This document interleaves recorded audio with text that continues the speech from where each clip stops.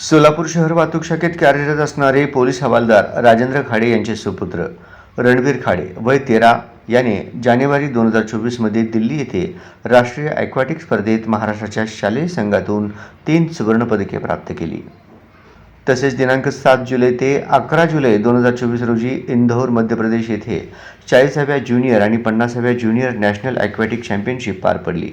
यामध्ये रणवीर राजेंद्र खाडे यांनी 3 सुवर्णपदके मिळवली। सब ज्युनियर गटामधून 3 metre springboard, high board व 1 मीटर स्प्रिंग बोर्ड या तिन्ही प्रकारात त्यांनी सुवर्णपदक प्राप्त केले। रणवीर राजेंद्र खाडे यांनी 3 सुवर्णपदक जिंकल्याने महाराष्ट्र चॅम्पियनचा हकदार ठरलेला आहे। त्याला आंतरराष्ट्रीय दर्जाचे प्रशिक्षक श्रीकांत शेटे यांचे मार्गदर्शन लाभले। रणवीर राजेंद्र खाडे हा इयत्ता 7वीमध्ये BF दमानी प्रशालेमध्ये शिकत आहे। पोलीस पाल्यांना प्रोत्साहन मिळावे म्हणून सोलापूर शहरचे पोलीस आयुक्त एम राजकुमार यांच्या हस्ते कुमार रणवीर राजेंद्र खाडे यांना बुके, प्रमाणपत्र, शाल, ट्रॉफी, मेडल देऊन सत्कार करण्यात आला। तसेच त्यांचे आंतरराष्ट्रीय दर्जाचे प्रशिक्षक श्रीकांत शेटे यांचाही सत्कार करण्यात आला।